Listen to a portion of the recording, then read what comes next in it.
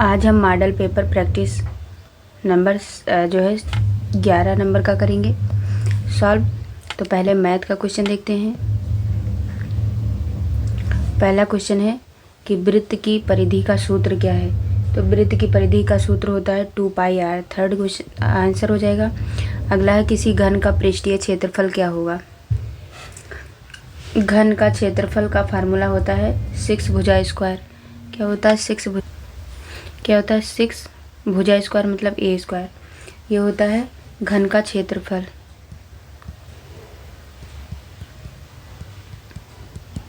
तो यहाँ पे हो जाएगा 6 इंटू कह रहा किसी घन का पृष्ठीय क्षेत्रफल क्या होगा यदि उसकी भुजा 7 सेंटीमीटर है। भुजा 7 सेंटीमीटर तो 7 का स्क्वायर हो जाएगा 6 गुणे 7 49। तो 49 को जब 6 से मल्टीप्लाई कराओगे तो हो जाएगा 294 सेंटीमीटर स्क्वायर। तो इसका हो जाएगा सेकंड। फिर अगला है कि 9801 का वर्गमूल क्या हो जाएगा। तो जब इसको करेंगे वर्गमूल इसका निकालेंगे तो यहाँ से हो जाएगा, देखो पहले इसको 9 बार में ले जाएंगे। 9 9 81। ठीक, यहाँ पे 9 8 है। ठीक, 9 9 81। जब इसको घटाओगे 98 में से 81 जाएगा तो 17 हो जाएगा और ये 0 1 उतर आएगा। इधर 9 दूनी 18। फिर इसको ले जाओगे 9 बार में। ठीक, 9 9 81 के 1 हासिल आई 8। और जब इसको इधर मल्टीप्लाई कराओगे तो हो जाएगा 17 0 1 भी कट जाएगा तो यानी कि 99 आ जाएगा। इसका आंसर फर्स्ट सही हो जाएगा। अगला क्वेश्चन है कि यदि एक घन का आयतन इतना दिया है तो इसकी भुजा की लंबाई क्या हो जाएगी। तो देखो घन का आयतन दिया है और भुजा a क्यूब होता है। तो a क्यूब बराबर कितना दिया है 33 75। तो यहाँ पे कितना हो जाएगा, जब केवल a निकालोगे तो ये रूट यहाँ पे करड़ी लग जाएगा 33 75। और जब इसको आप निकालोगे 33 75 को अब निकाल लीजिए, कट कर दीजिए। यहाँ पे पहले इसको 5 से कट करिए तो क्या हो जाएगा 5 6 30 5 7 35 5 25। फिर 5 से करिए तो क्या हो जाएगा 5 1 5 5 3 15 और 5 25। फिर जो है इसको 5 से करिए तो 5 दूनी 10 और 5 25। फिर जो है 5 25 में 5 6 30 5 7 35 हो जाएगा 5 7 35। फिर इसको किससे करोगे 3 से। 3 9 27 3 त्रिका 9 3 1 3।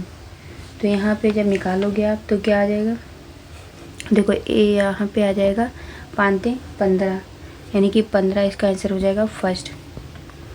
अगला कह रहा है यदि 3x + 2 = 11 हो तो x का मान क्या होगा। तो देखो यहाँ पे दिया है कितना, देखो दिया है 3x + 2 = दिया है 11। और जब यहाँ से आप 3x बराबर क्या करोगे 11 में से 2 गया तो कितना हो जाएगा 9। x बराबर यहाँ से 3 त्रिका 9 यानी कि 3 हो जाएगा। तो x की वैल्यू कितनी आ जाएगी 3, फर्स्ट ऑप्शन हो जाएगा। अगला कह रहा है कि 8000 रुपये का 15% की दर से 2 वर्ष का साधारण ब्याज क्या होगा। तो यहाँ पे मूलधन दिया है 8000। ठीक, और ये दर कितना दिया है परसेंटेज मतलब दर परसेंटेज दिया है 5 और 2 वर्ष t दिया है। ठीक, यहाँ से साधारण ब्याज का फार्मूला होता है PRT/100। तो p की वैल्यू दी है 8000 इंटू कितना हो जाएगा 5 × 2/100। ठीक, इसको सॉल्व करो 5 दूनी 10 यानी कि आ जाएगा 800, सेकेंड ऑप्शन। अगला क्वेश्चन है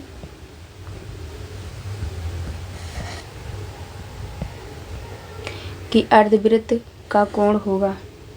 अर्धवृत्त, तो अर्धवृत्त में बना हुआ कोण क्या होता है, हमेशा 90 डिग्री समकोण होता है। फिर है 3 दर्जन संतरों का मूल्य जो है 27 रुपये है। 5 दर्जन संतरों का मूल्य क्या होगा, तो 3 दर्जन संतरों का मूल्य कितना दिया है, 3 दर्जन संतरों का मूल्य दिया है 27 रुपये और जो है इतना दिया है। अब हम 12 का यहाँ पे अगर 12 का निकाल लें, 12 संतरों का दाम तो हो जाएगा 27 रुपये। और यहाँ पे अगर हम निकाल लें 3 दर्जन मतलब क्या हो गया, दर्जन का मतलब 12 हो जाएगा, ठीक। तो यहाँ पे 12 थे 36, 36 बराबर क्या हो जाएगा, 27 ही रुपये हो जाएंगे। अब एक संतरे का निकाल लो, जब एक संतरे का दाम निकालोगे तो क्या हो जाएगा, एक संतरे का दाम बराबर हो जाएगा 27/36 रुपये, ठीक। अब 60 संतरों का जो निकालोगे, 60 संतरों का दाम तो हो जाएगा 27/36 गुणे 60 रुपये। अब 5 दर्जन का क्या हो जाएगा, 60, तो 60 संतरों का दाम कितना हो जाएगा, 45। तो इसका आंसर 45 हो जाएगा, थर्ड ऑप्शन। अगला है, कह रहा है x² - 64 गुणनखंड है, तो इसको x² कर दीजिए, ठीक। और -64 को 8 8 64 यानी कि 8 का स्क्वायर कर दीजिए। अब एक ब्रैकेट, इसका a² - b² का फार्मूला होता है a - b, एक ब्रैकेट में a + b एक ब्रैकेट में, तो यहाँ पे क्या हो जाएगा, जो है x - 8 एक ब्रैकेट में, x + 8 एक ब्रैकेट में, ये तीसरा हो जाएगा x - 8 और x + 8 इसका आंसर हो जाएगा। अगला क्वेश्चन है कि 2 अंकों की सबसे छोटी अभाज्य संख्या है, तो कौन 2 अंकों की सबसे छोटी अभाज्य संख्या क्या हो जाएगी, 11। फिर है कि 110 का संपूरक कोण क्या होगा, तो 110 यानी कि 180 - 110 बराबर 70 सेकंड हो जाएगा। फिर अगला है कि 0.03 का क्यूब का मान ज्ञात कीजिए, तो यहाँ पे 0.03, जिसे यहाँ पे अगर 0.03 का आप क्यूब निकालोगे, मान क्या हो जाएगा, इतने का मान पूछा है, ठीक। अगर आप 0 यहाँ पे ये 0.03 का क्यूब नहीं होगा, यहाँ पे होगा 0.3 का क्यूब, ये क्वेश्चन में दिया है, यहाँ पे मिसप्रिंट है। तो अगर आप 0.03 का क्यूब निकालोगे तो ये 3 अंक के बाद डेसिमल लग जाएगा, 27, 3 × 27, तो ये वाला सही हो जाएगा, थर्ड ऑप्शन। अगला 13 नंबर का क्वेश्चन कह रहा है कि एक समकोण त्रिभुज की 2 भुजाएं क्या है, 6 सेंटीमीटर तथा 8 सेंटीमीटर है, तो इसके कर्ण का मान क्या होगा। तो आपको पता है ट्रिपलेट रूल याद रखिए, 6, 8 और 10 का होता है, ट्रिपल रूट होता है 6, 8, 10, तो यानी कि 6, 8 दिया है तो 10 आंसर हो जाएगा, तो इसका थर्ड ऑप्शन सही हो जाएगा, ठीक। आप पाइथागोरस प्रमेय से भी निकाल सकते हो, लेकिन ये इजी रहता है, तो ये 10 हो जाएगा, याद कर लीजिए 6, 8, 10। फिर अगला है, अगला क्वेश्चन है कि दिए गए चित्र में जो है त्रिभुज ABC एक समबाहु त्रिभुज है, वृत्त का केंद्र O है तथा BAC बराबर 60 डिग्री है, तो इसका मान ज्ञात करना है। यहाँ अगर BOC बराबर क्या हो जाएगा, अगर हम BOC निकालें, ठीक, BOC, तो यहाँ पे क्या हो जाएगा, 2 × क्या हो जाएगा, BAC, ठीक, कोण BAC। अब यहाँ पे BOC बराबर हो जाएगा 2 गुणे, यहाँ इसकी BAC की वैल्यू क्या दी है, 60, तो 6 दूनी 12, 120 हो जाएगा, सेकंड ऑप्शन सही हो जाएगा, ठीक। फिर अगला क्वेश्चन देखते हैं। अगला क्वेश्चन दिया है कि त्रिभुज के तीनों कोणों का योग होता है, तो कितना होता है त्रिभुज के तीनों कोणों का योग, 180 डिग्री, तो यानी कि सेकंड वाला क्वेश्चन सही हो जाएगा। अगला दिया है कि निम्नलिखित में से कौन सी संख्या पूर्ण धन नहीं है, तो पूर्ण धन इसमें से कौन सी नहीं है, देखो 13 31 जो है ये 11 का हो गया, 729 जो है 9 का हो गया, और 243 जो होता है ये 3 × 3 = 9, 27 × 81 देखो 3 त्रिका 9, 3 27, यहाँ 81 दिया, यानी कि 3 की पावर 4 होता है 243। तो ये 243 है, यही पूर्ण घन नहीं है, ये पावर 4 में चला जाएगा। तो थर्ड ऑप्शन सही हो जाएगा।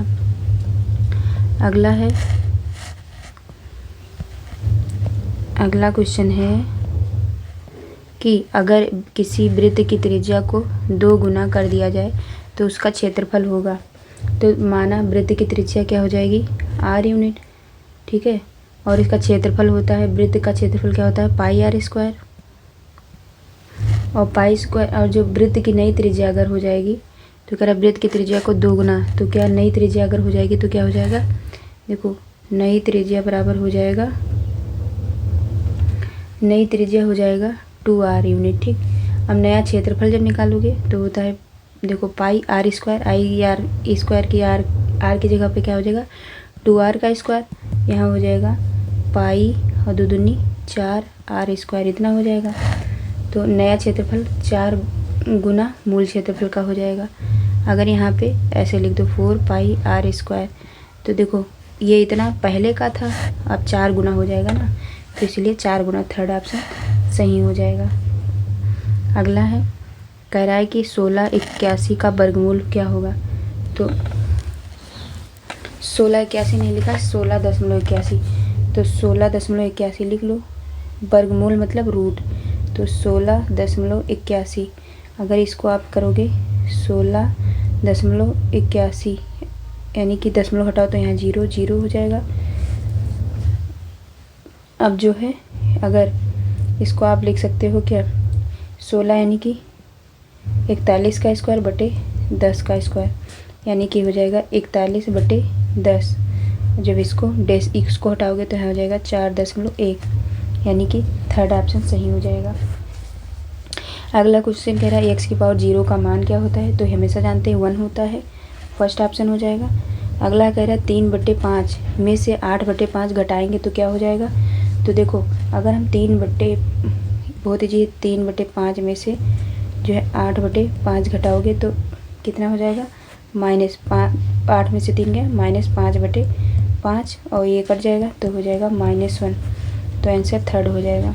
अगला है, कह रहा है एक पेड़ अपने पाद बिंदु से 8 मीटर की ऊंचाई से टूटकर इस प्रकार गिरता है कि इसका ऊपरी सिरा जमीन पर इसके पाद बिंदु से 6 मीटर दूर स्थित एक बिंदु को स्पर्श करता है। पेड़ की ऊंचाई ज्ञात कीजिए।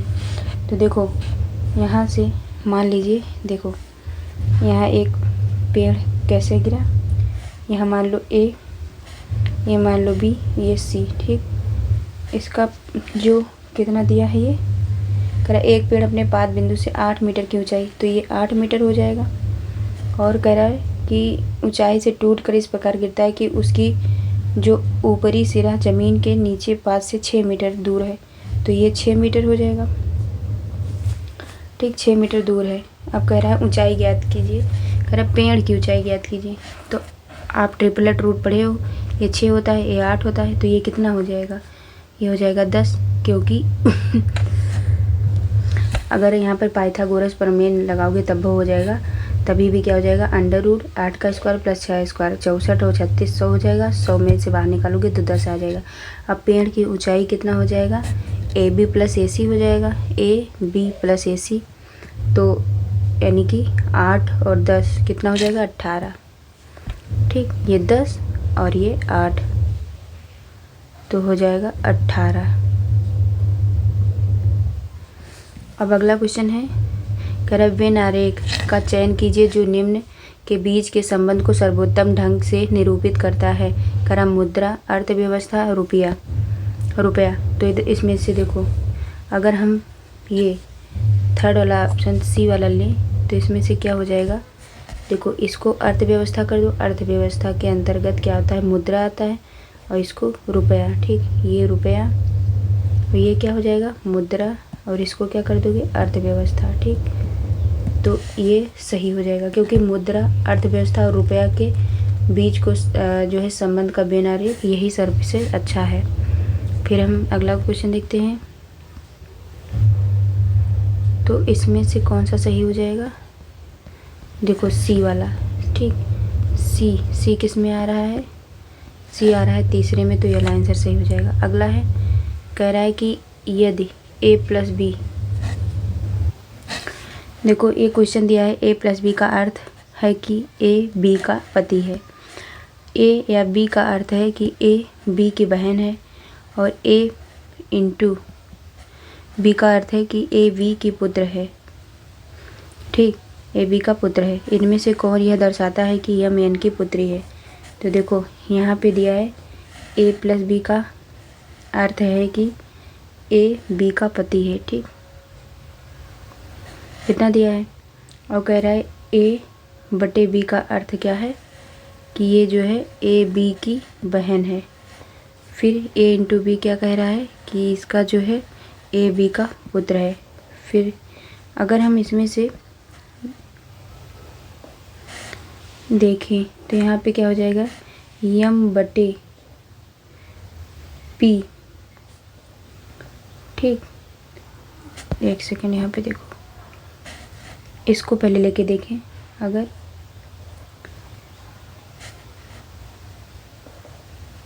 देखो यम बटे पी इंटू एन, ठीक, और ये भी नहीं होगा। तो इसमें से अगर हम देखें तो ऑप्शन नंबर कौन सा सही हो जाएगा? यही वाला सही होगा। ठीक,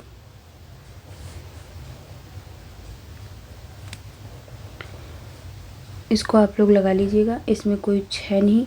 इसमें हो जाएगा कि पहले देखो, कह रहा है यदि ए प्लस बी का अर्थ है ए बी का पति है, मतलब ए पति है किसका?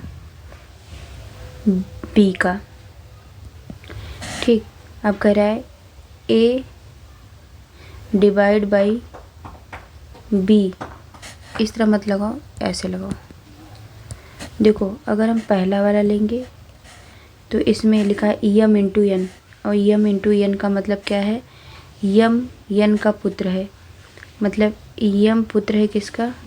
एन का। ठीक, यम एन का पुत्र है। फिर कह रहा है यन बटे ओ। यन बटे ओ का मतलब है यन ओ की बहन है। यन बहन है किसकी?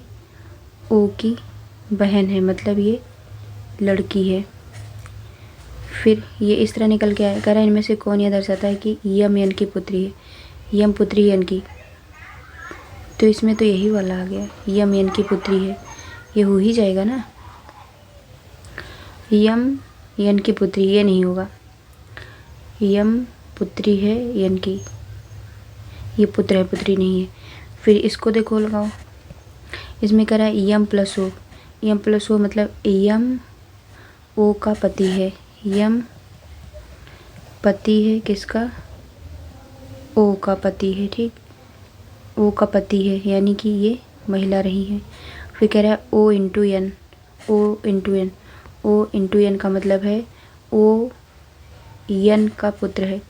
वो पुत्र है किसका? एन का। ठीक है, कह रहा है कि ओ इंटू, क्या कह रहा है? O into N. O into N का मतलब है ओ एन का पुत्र है। वो पुत्र है किसका? एन का। ये तो बिल्कुल गलत है। फिर देखो यम बटे पी। यम बटे पी का मतलब है यम पी की बहन है। यम बहन है किसकी? पी की। ठीक, यम क्या है? बहन है। यम बहन है पी की। फिर कह रहा है कि P into N. P into N मतलब पी एन का पुत्र है। पी पुत्र है किसका? एन का। तो इसमें कह रहा है कि दर्शाता है यम एन की पुत्री है। यम जो है पुत्री है एन का, तो यही वाला ऑप्शन सही हो जाएगा, थर्ड वाला। ठीक, इसी में आ रहा है। देखो यम एन की पुत्री इसी में तो हो जाएगा। ये पी इसका भाई हो गया, बहन, यानी कि पुत्र पुत्री हो जाएंगे। अगला क्वेश्चन है कि दिए गए विकल्पों में से उस अक्षर समूह को का चयन करिए जो निम्न श्रेणी में प्रश्न चिन्ह के स्थान पर आ सकता है। तो देखो यहाँ पे जेड है, जेड में +1 करोगे तो ये हो जाएगा, ए में +1 करोगे तो 2 हो जाएगा। ठीक, मतलब देखो जेड में +1 करोगे तो ये, ए में +1 करोगे तो बी, इसमें भी +1 और इसमें भी +1। और अगर यहाँ बी में प्लस का 2 करोगे तब यहाँ डी हो जाएगा।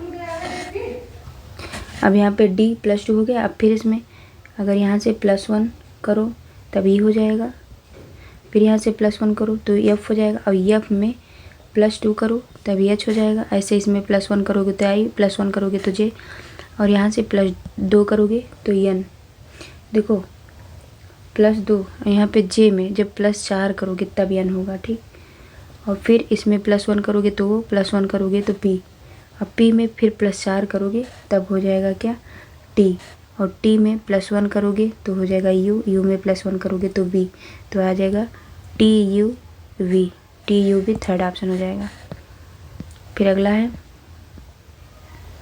कि इसमें भी कह रहा है कि 3 अक्षर समूह किसी तरह एक समान है और उनमें से एक जो है असंगत है, असंगत का चयन कीजिए। तो देखो ये एक्स है, एक्स में +1 करोगे तो हो जाएगा, एक सेकंड, यहाँ पे देखो एक्स में +1 करोगे तो वाई, वाई में +1 करोगे तो जेड, ऐसे ही आर में +1 करोगे तो यस, यस में +1 करोगे तो टी, ऐसे ही यम में +1 करोगे तो एन, एन में +3 करोगे तब यहाँ क्यू हो जाएगा। ठीक, और जी में +1 करोगे तब एच, एच में +1 करोगे तो 1, तो ये लिखी, ये वाला डिफरेंस है, तो डिफरेंट है, तो ये 25 का कौन सा हो जाएगा, थर्ड, एम एन क्यू। अगला क्वेश्चन है कि कह रहा एक समलंब चतुर्भुज का क्षेत्रफल ज्ञात करें जिसकी समानांतर भुजाएं 10 सेंटीमीटर और 20 सेंटीमीटर हैं, असमांतर भुजाएं 10 सेंटीमीटर के बराबर हैं। तो देखो यहाँ पे एक समलंब चतुर्भुज बना लीजिए। ठीक,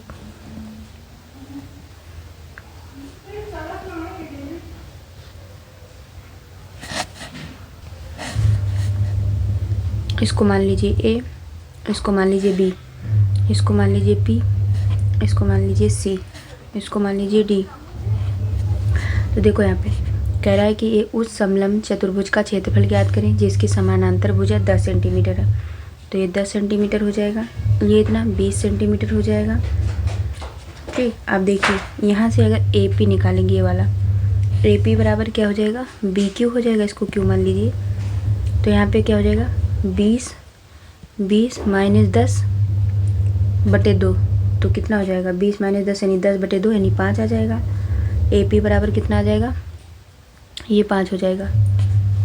अब यहाँ से अगर बी क्यू निकालें, बी क्यू, तो बी क्यू बराबर क्या हो जाएगा, √, कितना दिया है 10 का स्क्वायर माइनस ये कितना दिया है 5, तो 5 का स्क्वायर बराबर 10 माइनस 25/75, 75 को जब लिखोगे तो हो जाएगा 25 दिया 75 यानी कि 5√3। अब समलंब चतुर्भुज का क्षेत्रफल होता है 1/2 इंटू 2 विकर्णों का योग। पहला विकर्ण कितना दिया है 10, दूसरा विकर्ण दिया है 20, तो 10 + 20 बराबर हो जाएगा 30, 10 और 20 जोड़ के 30 हो जाएगा, इंटू कितना हो जाएगा 5√3। ऊंचाई कितनी दी है 5√3। ठीक, अब इसको आप सॉल्व करोगे तो 2 से कट करो, 2 1 कम 2, 2 पंचे 10, 15 हो जाएगा, 15 × 3 = 45, 4 60, 5 75, तो हो जाएगा 75√3। ठीक, कितना हो जाएगा 75√3 सेंटीमीटर, इसका आंसर हो जाएगा। तो इसका आंसर कितना हो जाएगा 26 का दूसरा, ये हो जाएगा। ठीक, देखो दिए गए निर्देशों का ध्यानपूर्वक अध्ययन कीजिए और आगे दिए गए प्रश्न का उत्तर दीजिए। तो यहाँ पे देखो 8 व्यक्ति दिए हैं, A B C D E F G H। ठीक, एक वृत्ताकार मेज पर एक दूसरे की ओर मुंह करके बैठे हैं। कह रहा है A E और G के बीच में बैठा है। A जो है किसके बीच में बैठा है, E और G के। देखो आधा क्वेश्चन इधर दिया है तो यहाँ पे बनाओ। ठीक है, एक वृत्त का है बनाओ, उसमें बैठे हैं कितने लोग, देखो 1 2 3, ठीक है 3 हो गया, 4 5 और फिर 6 7 8 लोग कहीं बैठे हैं। अब कहा है, पहले इधर पढ़ लो। उसने कहा है ए जो है ई और जी के बीच में बैठा है, ठीक है।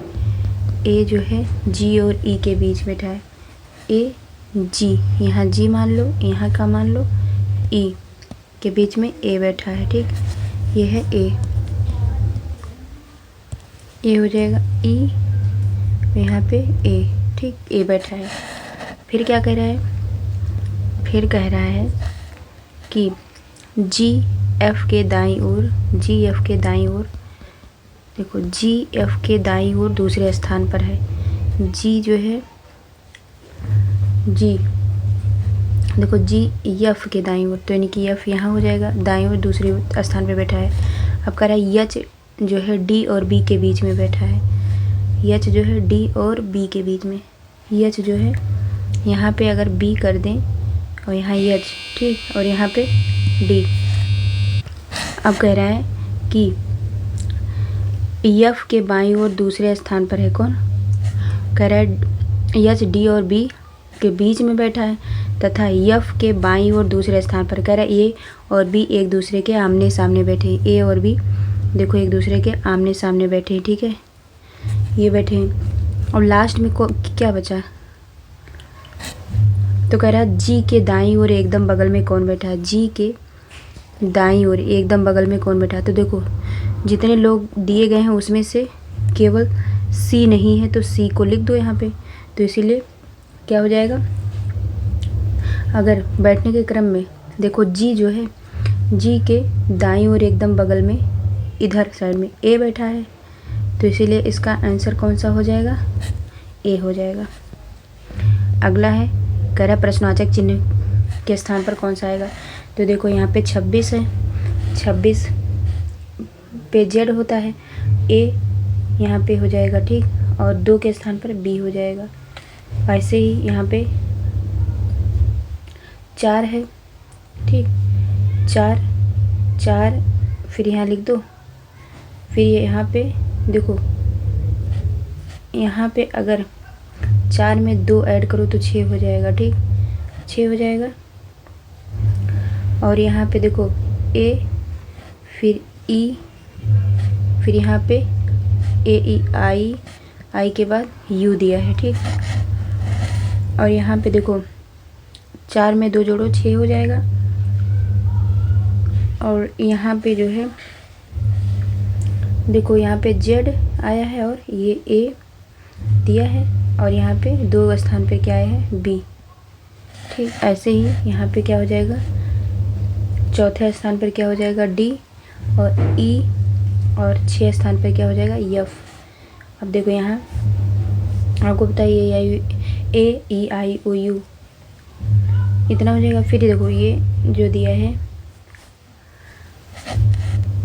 ये वाला 8 स्थान पर क्या होता है, एच और आई, ठीक। आई के बाद में यहाँ पे 10 दिया है, 10 का होता है जे, ठीक। इसमें 8 में +2 ऐड करोगे तब 10 हो जाएगा।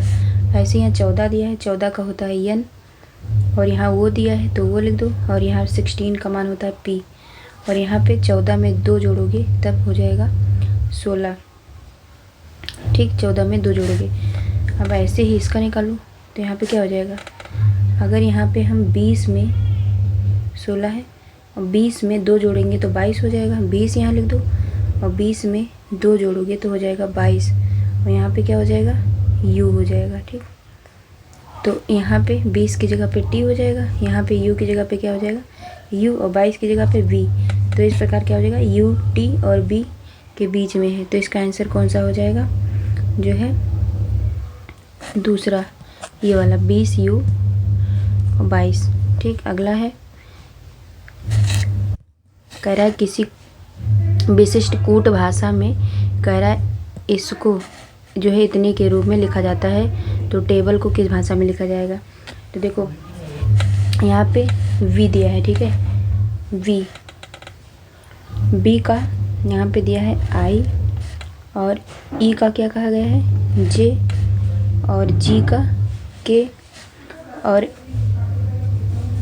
ई का यल हो जाएगा। ठीक, अब इतना बचा है M N O P Q, ये जो है उल्टा लिख दिया गया है, देखो T A V L E, table का। ठीक है, तो यही इसका कोड हो जाएगा। टेबल का क्या हो जाएगा, M N O P Q, तो ये टेबल का M N O P Q यानी कि तीसरा हो जाएगा। ठीक, अगला कह रहा है उस समचतुर्भुज का क्षेत्रफल ज्ञात कीजिए जिसका परिमाप 164 सेंटीमीटर है और एक बिकड़ की लंबाई 80 सेंटीमीटर है।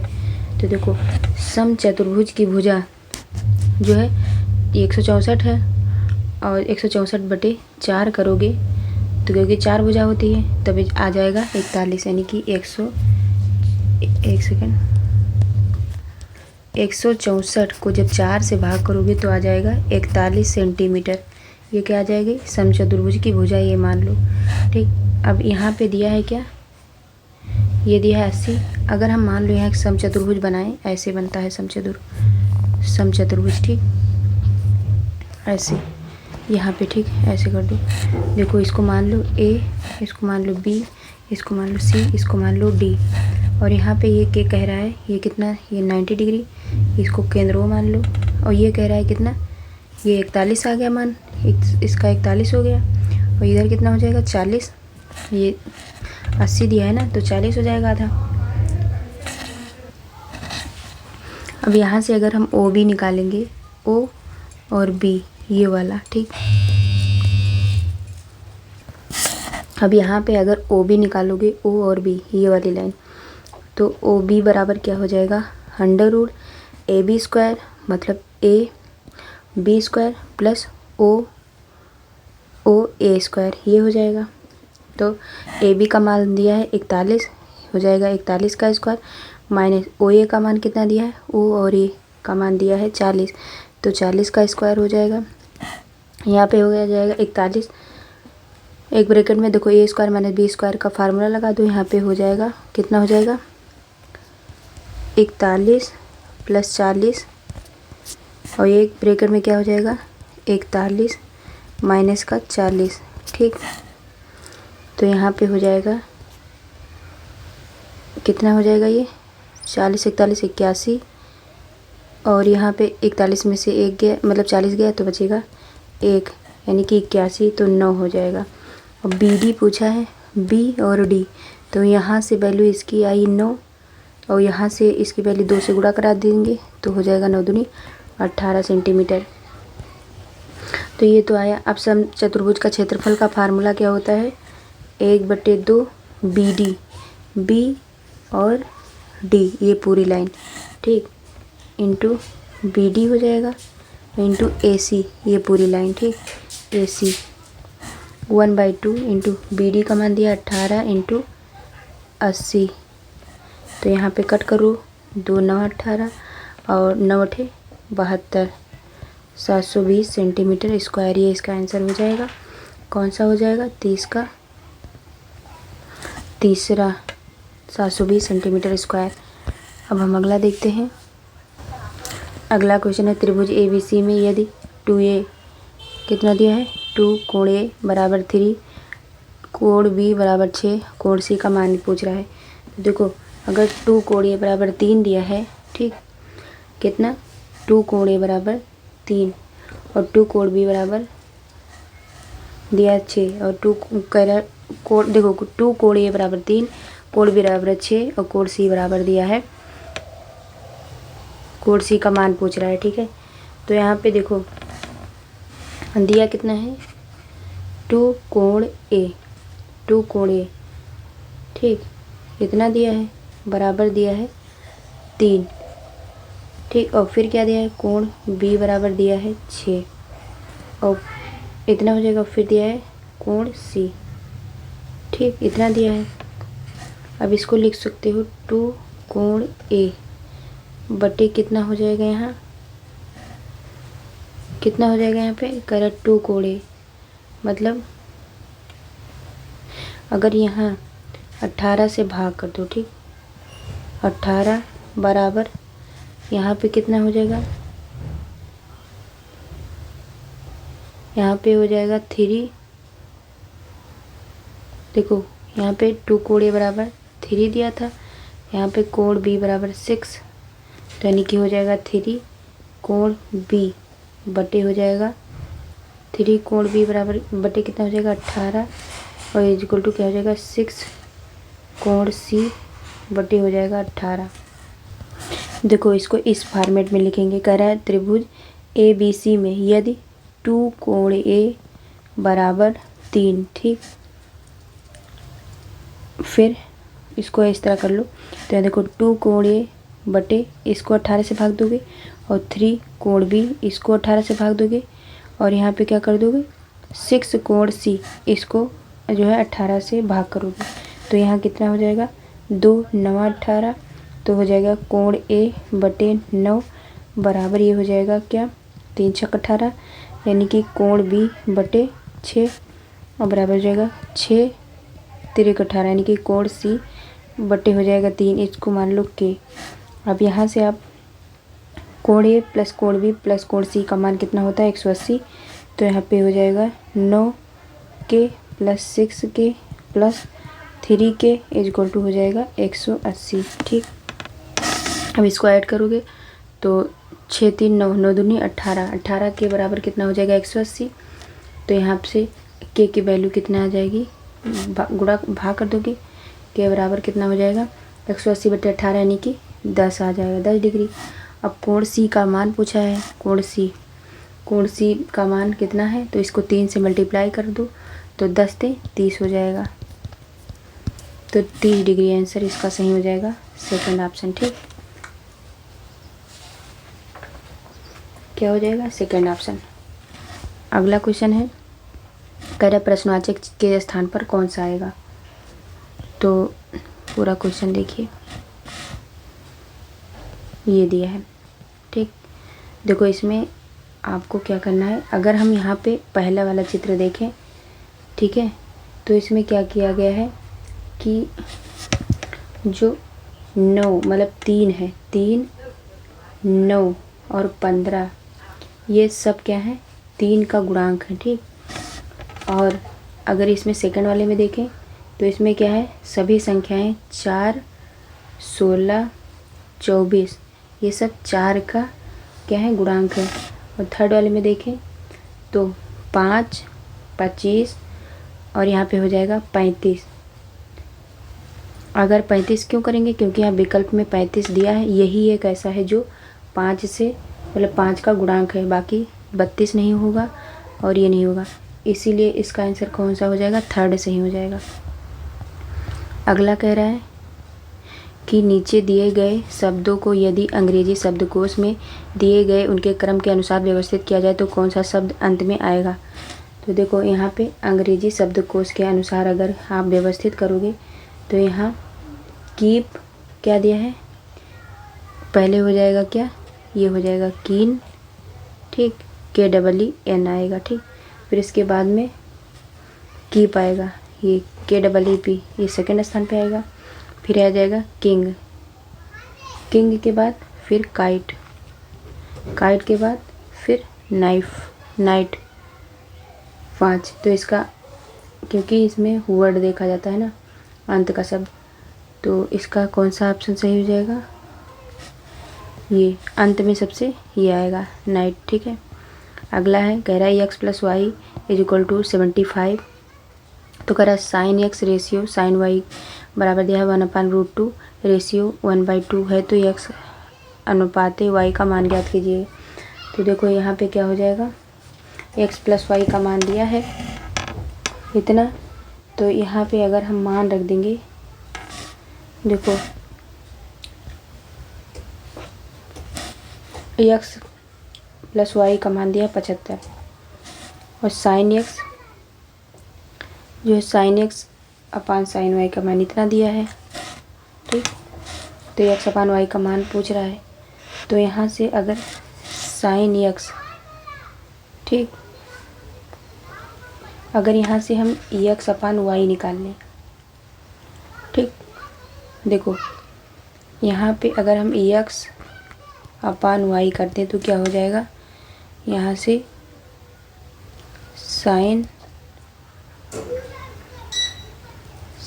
साइन काट दे तो एक्स अपान वाई बराबर क्या दिया है। देखो यहाँ ये सब मत करो, सबसे सिंपल बात ये कर लो कि साइन एक्स इतना दिया है, और देखो फिर से लिख लो, यहाँ पे देखो दिया है साइन एक्स बटे साइन वाई का मान दिया है 1/√2, और इधर कितना दिया है 1/2, ठीक इतना दिया है। अब यहाँ से अगर हम देखें तो कितना हो जाएगा, साइन एक्स देखो 1/√2 किसका मान होता है 45 का, तो हो जाएगा साइन 45 रेशियो, और 1/2 किसका मान होता है साइन 30 का, तो हो जाएगा साइन 30, ठीक। अब यहाँ से एक्स अपान वाई मतलब क्या हो जाएगा, ये √2 है, ठीक √2, और ये क्या हो जाएगा 1/2। अगर हम एक्स अनुपाते वाई निकालेंगे तो क्या हो जाएगा, ये 45/30, ठीक। और यहाँ से कट कर दो, 5 9 मतलब 5 9 45 और 5 6 30, 3 3 9, 3 दूनी 6, तो 3/2 आ जाएगा। तो ऑप्शन कौन सा, थर्ड सही हो जाएगा। अगला है कह रहा एक कक्षा में 6 मतलब 6 ABCDE तथा F उनकी ऊंचाई की तुलना की गई है। कह रहा D B से छोटा है लेकिन A से लंबा, B C से छोटा है, A E तथा F से लंबा है। तो देखो कह रहा है, फिर पहले देखो कह रहा है कि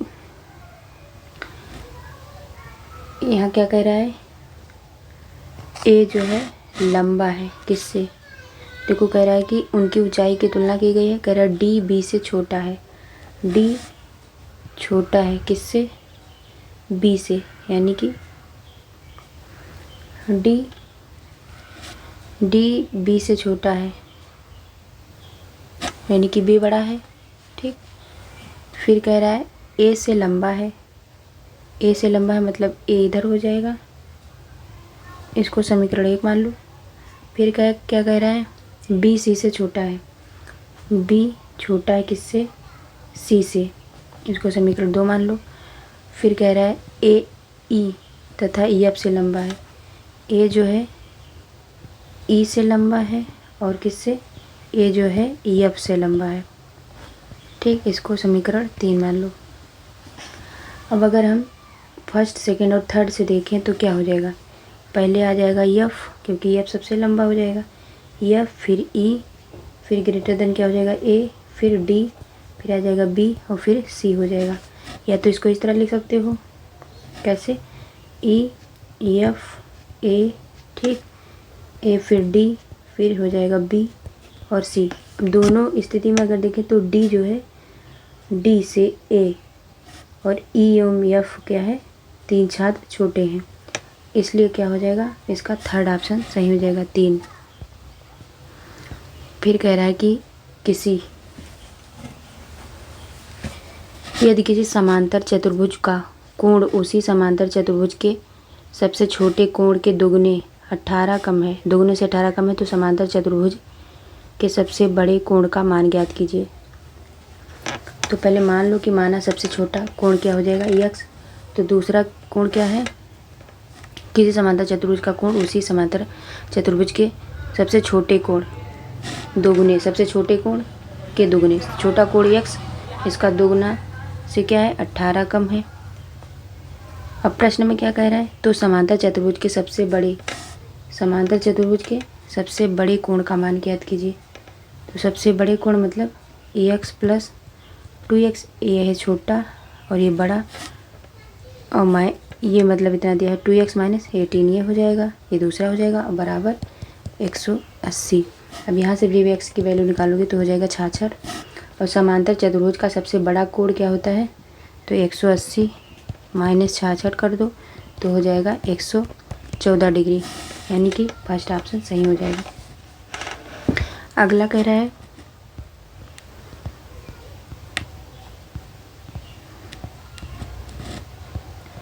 कह रहा है कि उस विकल्प का चयन कीजिए जिसमें शब्दों के बीच वही संबंध है जो नीचे दिए गए युग्म के शब्दों के बीच है। कह रहा है मेमोरी रैम। ठीक, तो अगर यहाँ देखा जाए तो थर्ड वाला अगर देखें यहाँ पे तो लेजर प्रिंटर। ठीक, लेजर प्रिंटर एक लोकप्रिय प्रकार का पर्सनल कंप्यूटर प्रिंटर है जो एक गैर प्रभाव फोटो कॉपियर तकनीक का उपयोग करता है। जब कोई दस्तावेज या डॉक्यूमेंट्स प्रिंटर को भेजा जाता है तो एक लेज़र बीम विद्युत आवेशों का उपयोग करके सेलेनियम लेपित ड्रम का पर जो है दस्तावेज को आकर्षित करती है। इसीलिए इसका थर्ड ऑप्शन सही हो जाएगा। अगला है कि cosec square 31 plus cos square 59 का मान निम्न में से किसके बराबर है। तो देखो, अगर यहाँ पे लिया है क्या cos square 31 plus cos square 59, अब इसको अगर लिखोगे कॉस स्क्वायर 31 और प्लस कॉस स्क्वायर 90 माइनस 31, तो इसको क्या लिखोगे कॉस स्क्वायर 31 और ये प्लस कॉस 90 माइनस थीटा क्या होता है साइन स्क्वायर 31। अब यहाँ पे इसका मान साइन स्क्वायर है कॉस प्लस कॉस स्क्वायर क्या हो जाएगा 1 इसका मान होता है, तो इसीलिए इसका आंसर 1 हो जाएगा। अगला कह रहा है कि 7 मित्र कह रहा है S1 S2 S3 S4 S5 S6 तथा S7 उत्तर की ओर मुँह करके एक पंक्ति में बैठे हैं। कह रहा है जरूरी नहीं कि उनका क्रम यही हो। कह रहा है S4 किसी भी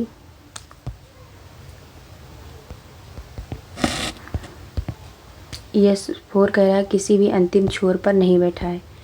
यानी कि देखो पहले कितने लोग हैं 9 लोग, तो गिन लो यहाँ पे 9 लोग 1 2 3 4 5 6 कितने लोग हैं 1 2 3 4 5 6 7 लोग 1 2 3 4 5 6 7। ठीक, अब देखो यहाँ पे क्या बोला था कि S4 जो है किसी भी अंतिम छोर पर नहीं बैठा है। ठीक, S4 किसी भी अंतिम छोर पर नहीं बैठा है, तो कहाँ बैठा है मान लो इसको यहाँ बैठा दो S4। ठीक, फिर कह रहा है S5। ठीक, S5 तथा S7 के बीच में केवल 3 मित्र बैठे हैं S5। ठीक, S5 अगर हम यहाँ पे इसको मान ले S5 तथा S7। ठीक, S5 या तो इसको S7 मान ले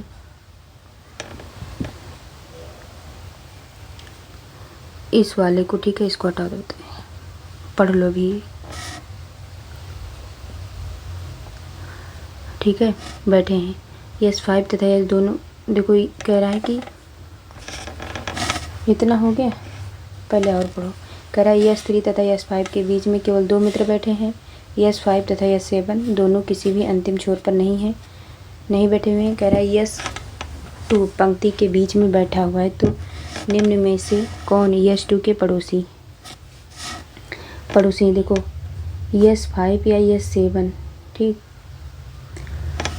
देखो अगर यहाँ पे S5 तथा S7 के बीच में केवल 3 मित्र बैठे हैं, तो इस वाले को आप कर दो S5 या क्या कर दो S7। ठीक, इसका और फिर जो ये वाला है इसको कर दो S3 या S4 और फिर S2 इसको क्या कर दो ये जो है S2 क्वेश्चन के अकॉर्डिंग, और फिर ये तो क्या हो जाएगा या तो ये वाला जो है S4 हो जाएगा या तो S3 हो जाएगा, और फिर ये सेकंड वाले को आप मान लीजिए S7 S5। ठीक, इसको इतना मान लीजिए। अब देखो अगर हम S5 ठीक S5 तथा S7 के बीच में केवल तीन मित्र बैठे हों तो क्या हो जाएगा, S3 और S5 के बीच में केवल 2 मित्र बैठेंगे।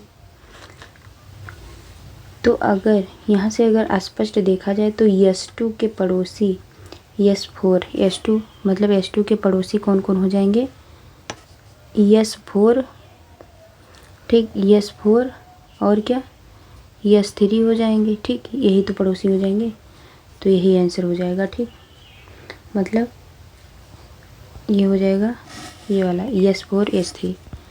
फिर अगला क्वेश्चन है, कह रहा है कि sine theta plus cosec theta equal to √5, तो sine cube plus cosec cube theta का मान ज्ञात कीजिए। देखो यहाँ पे अगर यहाँ पे साइन थीटा और plus cosec theta, sign theta plus cosec theta इतना बराबर दिया है और यहाँ दिया है, तो sine cube theta plus cosec cube theta का मान ज्ञात कीजिए। देखो अगर यहाँ पे इसको हम क्या कहें, देखो इसको लिख लो पहले, यहाँ इतने को लिखो पहले, sign theta plus cosec theta को क्या लिख सकते हो, 1/, साइन थीटा इक्वल टू क्या दिया है, √5। ठीक, अब यहाँ पे इसको मल्टीप्लाई कराओगे हो जाएगा साइन स्क्वायर थीटा प्लस का हो जाएगा रूट, कितना हो जाएगा, जब गुणा कराओगे हो जाएगा √5 साइन थीटा। अगर अब थोड़ा वो एक स्टेप छोड़ दिए हैं लेकिन आप नहीं समझ पाएंगे इसलिए करे दे रहे हैं। यहाँ पे जाएगा 1 बराबर हो जाएगा √5। ठीक, फिर साइन थीटा उधर हो जाएगा साइन थीटा। अब यहाँ पे साइन स्क्वायर थीटा और फिर ये माइनस इधर चला जाएगा, माइनस √5 साइन थीटा और प्लस का 1 इक्वल टू 0। ठीक, अब यहाँ पे वो लगा दो श्रीधराचार्य नियम। जब श्रीधराचार्य नियम लगाओगे तो यहाँ पे क्या हो जाएगा, माइनस का b होता है, b बराबर मतलब माइनस का √5 प्लस माइनस √b² - 4ac होता है, तो यानी कि b² का मान माइनस का √5 का स्क्वायर माइनस 4ac, 4 × 1 × c का मान कितना 1 हो जाएगा, 4ac अपान कितना हो जाएगा 2a, 2 × 1, a का मान क्या दिया है 1 दिया है, यहाँ पे 1 मान लो तो 1 हो जाएगा। अभी यहीं से जब मान निकालोगे तो क्या आ जाएगा, √5 - 1, आप सॉल्व कर लीजिएगा, अपान 2 हो जाएगा। ठीक, अब यहाँ पे कह रहा है कि किसकी वैल्यू निकालनी है, sine cube theta plus cosec square theta, cosec cube theta. तो यहाँ लिख लीजिए साइन क्यूब थीटा प्लस क्या दिया है cosec cube theta, cosec cube theta. ठीक, अब देखो साइन की वैल्यू आ गई है, देखो कितना आया √5 साइन थीटा बराबर ही तो आया है ये, तो यहाँ पे निकालोगे क्या, यहाँ पे रख दो √5 - 1 बटे 2 का क्यूब कर दो प्लस कॉसेक का क्या होता है, ये 2 है तो यानी कि 1/, साइन हो जाएगा तो 2 ऊपर हो जाएगा, 2/, हो जाएगा √5 - 1। ठीक, इसका हो जाएगा क्यूब। अब यहाँ पे अगर हम इसको सॉल्व करेंगे, जो सॉल्व करोगे सॉल्व कर लीजिएगा तो यहाँ आ जाएगा 2√5, इसका आंसर हो जाएगा। लेंदी थोड़ा मतलब इसका कैलकुलेशन थोड़ा वो है तो आप सॉल्व कर लीजिएगा। ठीक, तो कितना हो जाएगा, ये हो जाएगा थर्ड ऑप्शन 2√5, इसका आंसर हो जाएगा। अगला क्वेश्चन अब आ गया क्या, सामान्य जागरूकता, सामान्य विज्ञान, सामाजिक विज्ञान, भारतीय राष्ट्रीय आंदोलन और भूगोल और पर्यावरण। ठीक, तो इसमें से 41 नंबर का क्वेश्चन है कि निम्नलिखित में से कौन सा एक विटामिन ए का प्रचुरतम स्रोत है। तो ये हो जाएगा थर्ड ऑप्शन आम। क्या हो जाएगा? आम हो जाएगा। ठीक, थर्ड ऑप्शन। देखो, विटामिन ए की प्रचुर मात्रा आम में पाई जाती है। विटामिन ए जो है रेटिनाल वसा में घुलनशील होता है। इसकी कमी से रतौंधी नामक रोग होता है। गाजर और हरी सब्जियां, मछली, यकृत, तेल, दूध, पनीर आदि विटामिन ए के प्रमुख स्रोत हैं। फिर है अगला क्वेश्चन कि प्रयोगशाला में सर्वप्रथम डीएनए का संश्लेषण यानी कि सिंथेसिस किया था। तो ये हो जाएगा इसका सेकंड, खुराना ने। प्रयोगशाला में सबसे पहले डीएनए का संश्लेषण डॉक्टर हरगोविंद जो है खुराना ने किया था। इसके लिए उन्हें वर्ष 1968 ईस्वी में नोबेल पुरस्कार प्रदान किया गया। फिर अगला क्वेश्चन है कौन सा एक सही सुमेलित नहीं है। तो इसमें से पहला धान का हो जाएगा लीफ ब्लास्ट। क्या हो जाएगा? धान का लीफ ब्लास्ट। ठीक है, तो ये हो जाएगा। और बाजरा का अर्गट हो जाएगा। ठीक, और मटर का बुकनी यानी कि पाउडरी मिल्ड्यू। और चना का क्या होता है? चना का होता है उकरा। इसलिए फर्स्ट मतलब क्या है? सही सुमेलन नहीं है। तो इसमें से कौन सा सही हो जाएगा? ये वाला। ठीक, अगला है 44 नंबर का क्वेश्चन। देखिए, करा निम्नलिखित में से कौन सा एक सही सुमेलित नहीं है। तो इसमें से देखो, फूलों की खेती जो होती है वो फ्लोरिकल्चर कहलाती है। फसलों की खेती एग्रोनॉमी होता है। ठीक है, और जो सब्जियों की खेती होता है ओलेरिकल्चर होता है। तो ये, और फलों की खेती पोमोलॉजी होती है, और बागवानी को हॉर्टिकल्चर कहते हैं। तो इसीलिए इसका थर्ड ऑप्शन हो जाएगा। फिर अगला कह रहा है फसलों में वर्णीय छिड़काव के लिए सबसे उपयुक्त उर्वरक है। तो ये हो जाएगा यूरिया हो जाएगा। ठीक, देखो, फसलों में वर्णीय छिड़काव के लिए सबसे उपयुक्त उर्वरक यूरिया है। यूरिया का रासायनिक सूत्र होता है NH2CO NH2। यह प्रयोगशाला में बनाया गया पहला कार्बनिक यौगिक है। यूरिया का निर्माण जो है व्हेलर नामक वैज्ञानिक ने किया था। और फिर इसके बाद में अगला है कि पौधों में फ्लोएम मुख्यतः उत्तरदायी होते हैं। तो ये हो जाएगा पहला आहार वाहन के लिए। जैसे कि फ्लोएम पौधों में पाया जाने वाला एक ऊतक है। ये पत्तियों द्वारा बनाए गए भोज्य पदार्थों को पौधों के विभिन्न भागों तक पहुंचाने में सहायक होता है। जो है जाइलम पौधे की जड़ से जल एवं खनिज लवण को पत्ते तक पहुंचाते हैं। फिर अगला क्वेश्चन है कि अखिल भारतीय खिलाफत सम्मेलन जो 1919 में हुआ था उसका अध्यक्ष किसे चुना गया। तो इसका महात्मा गांधी जी को। इसमें जो है अक्टूबर 1919 ईस्वी में अखिल भारतीय स्तर पर खिलाफत दिवस मनाया गया तथा अखिल भारतीय खिलाफत कमेटी का गठन जो किया गया वो 24 नवंबर 2019 को दिल्ली में हुए सम्मेलन में महात्मा गांधी को इसका अध्यक्ष चुना गया।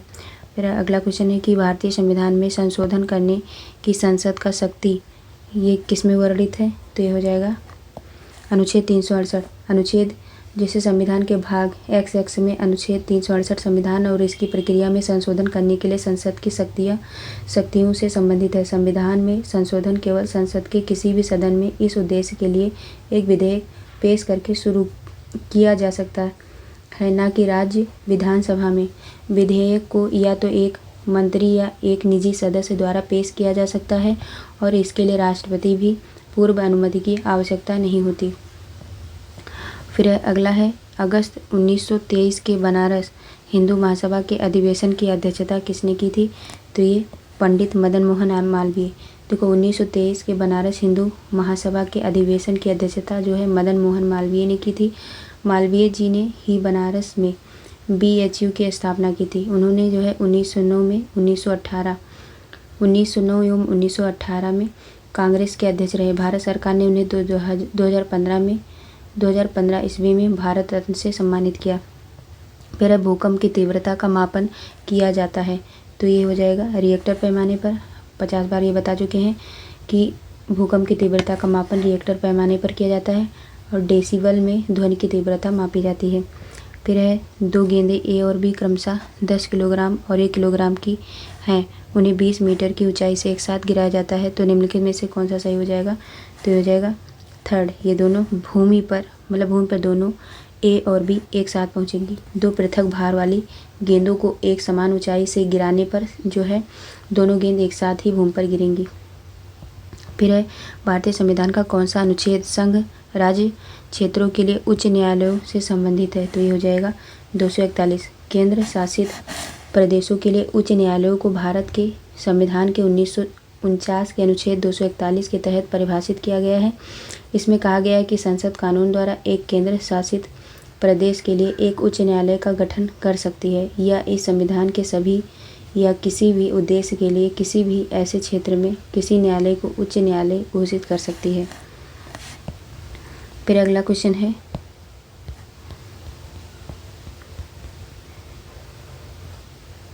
कि सूची फर्स्ट को सूची सेकंड से मिलाइए। तो त्वचा कैंसर ये पराबैंगनी प्रकाश हो जाएगा यानी कि सेकंड। फिर है ध्वनि प्रदूषण ये डेसिबल हो जाएगा। फिर है वैश्विक तापन ये कार्बन डाइऑक्साइड हो जाएगा। फिर है ओजोन छिद्र ये फ्लोरोकार्बन हो जाएगा। तो इसीलिए पहले का ये कौन सा सही हो जाएगा ऑप्शन? पहले का दूसरा यानी कि जो है ये सही हो जाएगा। ठीक, ए का दूसरा देखो, ए का दूसरा, बी का तीसरा, ठीक, बी का तीसरा और फिर क्या दिया है? सी का चौथा, डी का 1 दिया है। तो इसलिए वो सही हो जाएगा। अगला है निम्नलिखित में से कौन सा एक युग्म सुमेलित नहीं है? तो इसमें से देखो, लैक्टोज जो होता है लैक्टिक एसिड होता है। लैक्टोज क्या होता है? लैक्टिक एसिड होता है। और कार्बोनिक अम्ल जो होता है सोडा वाटर होता है। कार्बोनिक अम्ल जो होता है सोडा वाटर। फार्मिक अम्ल जो है लाल चींटी। तो इसमें से और टार्टरिक जो है अंगूर का रस होता है। ठीक है, टार्टरिक अम्ल अंगूर का रस। तो इसीलिए इसका फर्स्ट ऑप्शन हो जाएगा। फिर कह रहा है कि निम्नलिखित में से किस आयुर्वेदाचार्य ने तक्षशिला विश्वविद्यालय में शिक्षा प्राप्त की थी? तो इसमें हो जाएगा जीवक जो है बुद्धकालीन महान आयुर्वेदाचार्य थे जिन्होंने तक्षशिला विश्वविद्यालय से शिक्षा ग्रहण की थी। प्रसिद्ध गणिका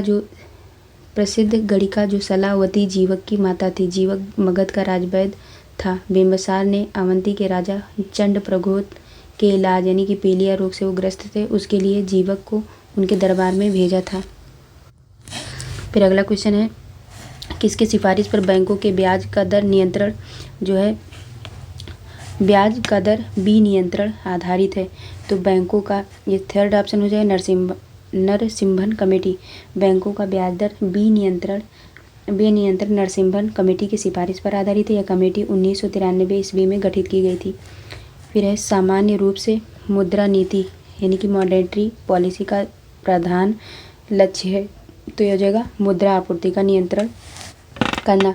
मौद्रिक नीति आम इंसान की जिंदगी को प्रभावित करती है। सामान्य रूप से मुद्रा नीति का मुख्य लक्ष्य मुद्रा आपूर्ति का नियंत्रण करना है।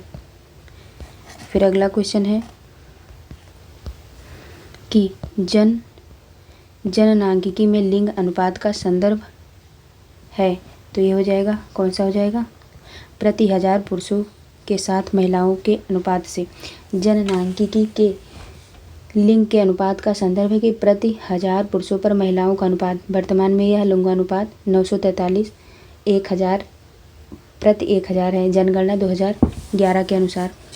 फिर है अगला क्वेश्चन कि 8 अगस्त 1942 में कांग्रेस ने भारत छोड़ो आंदोलन कहाँ जो है प्रारंभ किया था? तो ये मुंबई में।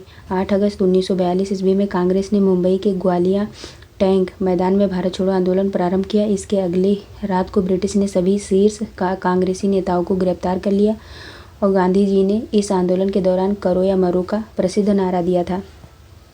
फिर सर्वेंट्स ऑफ इंडिया सोसाइटी की स्थापना की थी। तो ये किसने की थी? गोपाल कृष्ण गोखले ने। गोपाल कृष्ण गोखले ने 1905 ईस्वी में सर्वेंट्स ऑफ इंडिया सोसाइटी की स्थापना की थी। इसका उद्देश्य था ब्रिटिश के अधीन कार्य कर रहे भारतीयों में एकजुटता लाना। फिर है कि 1935 का गवर्नमेंट ऑफ इंडिया एक्ट क्यों महत्वपूर्ण है? तो ये हो जाएगा क्योंकि ये भारतीय संविधान का प्रमुख स्रोत है। ठीक, 1935 का government of India act Simon commission की सिफारिशों के आधार पर लाया गया था। भारतीय संविधान के निर्माण में यह मुख्य स्रोत रहा है। इस अधिनियम द्वारा प्रांतों में द्वैध शासन समाप्त कर केंद्र में द्वैध शासन लाया गया। फिर अगला क्वेश्चन है कि 1857 के संघर्ष में भाग लेने वाले सिपाहियों की सर्वाधिक संख्या थी। तो ये हो जाएगा सेकंड ऑप्शन अवध से। 1857 के विद्रोह में भाग लेने वाले सिपाहियों को सर्वाधिक संख्या अवध से थी। दरअसल अंग्रेजों ने इस क्षेत्र के उच्च जातियों की सेना में भर्ती को प्राथमिकता दी थी। वही वर्ग जो अंग्रेजों के दुर्व्यवहार से जो है, यही वर्ग जो है जिसको प्राथमिकता दी थी, वही क्या हो जाएगा, फिर से देख लो कि देखो 1857 के विद्रोह में भाग लेने वाले सिपाहियों की सर्वाधिक संख्या अवध से थी। इसीलिए अंग्रेजों ने इस क्षेत्र के उच्च जातियों की सेना में भर्ती को प्राथमिकता दी थी। यही वर्ग अंग्रेजों के दुर्व्यवहार से सर्वाधिक क्षुब्ध था। ठीक, फिर अगला क्वेश्चन है, इन व्यक्तियों में से कौन कैबिनेट मिशन का सदस्य नहीं था? तो क्या हो जाएगा, पहला ऑप्शन हो जाएगा विलियम वुड। देखो 1946 के कैबिनेट मिशन में 3 सदस्य शामिल थे, Pethick Lawrence, Stafford Cripps, AB Alexander, जबकि विलियम वुड इसके सदस्य नहीं थे। फिर अगला है, कह रहा वर्ष 1937 के चुनाव में कितने प्रांतों में कांग्रेस का मंत्रिमंडल बना था? तो ये हो जाएगा 5। देखो 1937 के प्रांतीय विधानसभा चुनाव में कांग्रेस पार्टी ने बिना किसी सहयोग के 5 प्रांतों में सरकार बनाई थी। संयुक्त प्रांत बिहार, मध्य प्रांत, बॉम्बे और मद्रास। फिर है, निम्नलिखित में से कौन भारतीय राष्ट्रीय कांग्रेस के प्रथम वार्षिक अधिवेशन की अध्यक्षता की थी? तो ये हो जाएगा WC बनर्जी। भारतीय राष्ट्रीय कांग्रेस के प्रथम अधिवेशन का आयोजन बम्बई में 28 दिसंबर 1885 ईस्वी में किया गया था। इसके पहले अध्यक्ष WC बनर्जी थे। फिर है, बिहार में बहने वाली पवित्र नदी फल्गु निम्नलिखित में से किन नदियों के संगम में से बनती है? तो ये हो जाएगा मोहाना और लीलाजन नदी। फल्गु नदी हिंदुओं और बौद्धों की सबसे पवित्र नदियों में से एक मानी जाती है। फल्गु, लीलाजन जिसे निरंजन या नीलांजन भी कहा जाता है और मोहना के संगम से बनती है। इस नदी को गुप्त गंगा भी कहा जाता है क्योंकि वर्ष के अधिकांश समय में इसका तल आमतौर पर सूखा दिखाई देता है। 8 दिसंबर 2022 को बिहार के मुख्यमंत्री नीतीश कुमार ने गया जिले में फल्गु नदी पर बने बिहार के पहले और देश के सबसे लंबे रबड़ बांध गयाजी बांध का उद्घाटन किया था।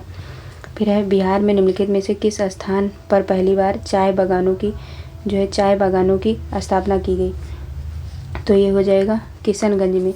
बिहार में चाय की खेती पहली बार 1982 ईस्वी में किशनगंज जिले में आधा हेक्टेयर भूमि में शुरू की गई थी। तेजी से विकास और विस्तार के कारण अब यहाँ जो है 25 एकड़ भूमि पर चाय की खेती होती है। चाय बागानों के अंतर्गत क्षेत्रफल की दृष्टि से बिहार देश में 5वें स्थान पर है। चाय बोर्ड ऑफ इंडिया ने भूमि पर जलवायु को उपयुक्त पाते हुए बिहार के किशनगंज जिले में 5 ब्लॉकों अर्थात किशनगंज, ठाकुरगंज, पोठिया, बहादुरगंज और दिघल बैंक को चाय बागान के उद्देश्य से गैर पारंपरिक क्षेत्र घोषित किया गया। फिर अगला क्वेश्चन है कि इनमें से किस प्रख्यात समाज सुधारक ने ज्ञान योग, कर्म योग तथा राजयोग नामक पुस्तकें लिखी? तो ये हो जाएगा स्वामी विवेकानंद। ज्ञान योग, कर्म योग और राजयोग जैसी पुस्तकें स्वामी विवेकानंद जी ने की थी। जो है विवेकानंद रामकृष्ण परमहंस के शिष्य थे। इन्होंने 1893 ईस्वी में के शिकागो धर्म सम्मेलन में भारत का प्रतिनिधित्व किया था। 1897 ईस्वी में रामकृष्ण मिशन की स्थापना भी की थी। फिर है, निम्नलिखित नदी डेल्टाओं में से किन पर मैंग्रोव वन पाए जाते हैं? तो किन में पाए जाते हैं? ये कृष्णा नदी। ठीक है, देखो गंगा तथा स्वर्ण रेखा नदियों के मुहाने डेल्टा का निर्माण करते हैं। इन नदियों के मुहाने पर मैंग्रोव वन पाए जाते हैं। फिर अगला है, यहाँ पे हो जाएगा कौन सा, ये हो जाएगा तीसरा, बी और डी सही है। बी और डी मतलब बी स्वर्ण रेखा और कृष्णा। ठीक, फिर है कि भारतीय महाद्वीप का सबसे दक्षिणी छोर केप केमोरिन निम्नलिखित में से किस राज्य में स्थित है? तो ये क्या हो जाएगा? तमिलनाडु हो जाएगा, क्योंकि केप केमोरिन तमिलनाडु में हिंद महासागर पर स्थित चट्टानी हेडलैंड है जो महाद्वीप का सबसे दक्षिणी बिंदु है। यह इलायची पहाड़ियों का दक्षिणी सिरा है जो भारत के पश्चिमी तट के साथ पश्चिमी घाट श्रृंखला का विस्तार है। पर निम्नलिखित युग्मों में से कौन सा सही सुमेलित नहीं है? तो ये हो जाएगा, देखो मिदनापुर नहर जो है ये कंसावती कसाई नदी हो जाएगा। ठीक, और फिर तवा प्रोजेक्ट ये तवा नदी मध्य प्रदेश हो जाएगा। और फिर मैतूर बांध ये कावेरी नदी हो जाएगा। उकाई प्रोजेक्ट या ताप्ती नदी हो जाएगा। और नागार्जुन सागर कृष्णा नदी बांध हो जाएगा। तो इसमें से कौन सा सेकंड वाला ऑप्शन सही हो जाएगा। फिर है भारतीय मुद्रा छापी जाती है, तो ये छापी जाती है जो है नासिक प्रिंटिंग प्रेस में। भारतीय मुद्रा की छपाई महाराष्ट्र के नासिक में होती है। यहाँ करेंसी नोट एवं सिक्कों की ढलाई की जाती है। फिर है कि अरुणाचल प्रदेश में अत्यंत लोकप्रिय लोसर त्यौहार का मुख्य रूप से किस जनजाति द्वारा मनाया जाता है। तो ये हो जाएगा मोनपा। लोसार त्यौहार या मोनापा, जो मोनपा त्यौहार अरुणाचल प्रदेश की मोनपा जनजाति का एक महत्वपूर्ण त्यौहार है। इसे तिब्बती नववर्ष के रूप में मनाया जाता है। फिर अगला है कि भारतीय दूरस्थ संवेदन संस्थान IIRS कहाँ स्थित है। तो ये हो जाएगा थर्ड ऑप्शन हो जाएगा देहरादून। भारतीय दूरस्थ संवेदन संस्थान IIRS देहरादून में स्थित है। फिर अगला क्वेश्चन है कि सूची फर्स्ट को सूची सेकंड से मिलाइए। तो इसमें देखिए कौन सा हो जाएगा। ये देखिए, देखो जो लंदन है वो टेम्स नदी हो जाएगा, ठीक। और जो एंटवर्प है ये सेल्त हो जाएगा, क्या हो जाएगा, सेल्त। और फिर रॉटरडैम जो है ये राइन नदी हो जाएगा। और हैम्बर्ग जो है वो इल्वे हो जाएगा, ठीक। तो इसीलिए कौन सा सही हो जाएगा, थर्ड हो जाएगा सही। देखो ए का 3, तो ए का देखो ए का 3 हो जाएगा। फिर बी का 2, तो बी का 2, सी का 1, सी का 1, डी का 4, डी का 4, ठीक। अगला क्वेश्चन कह रहा है निम्नलिखित नदियों में से कौन सी विषुवत रेखा को दो बार क्या करती है, 2 बार पार करती है। तो ये हो जाएगा कौन सा, पहला जायरे नदी। अफ्रीका महाद्वीप की जायरे यानी कि कांगो नदी विषुवत रेखा को 2 बार काटती है। अफ्रीका की ही लिम्पोपो नदी मकर रेखा को 2 बार काटती है। फिर है तीव्र परिवर्तनों से होने वाले रेशम के कीड़ों और मेढक के लार्वा के वयस्कों में रूपांतरण को क्या कहते हैं, कायांतरण, मेटाफार्फोसिस, ठीक। देखो युवाओं के वयस्क में परिवर्तन की प्रक्रिया को जो है प्रक्रिया में व्यापक बदलाव को कायांतरण कहा जाता है। तितली, मेढक, रेशम कीट आदि ऐसे जानवरों के उदाहरण हैं जो कायांतरण से गुजरते हैं। फिर है कि गया में कांग्रेस अधिवेशन का महत्वपूर्ण विषय क्या था। तो ये था सांप्रदायिक समस्या।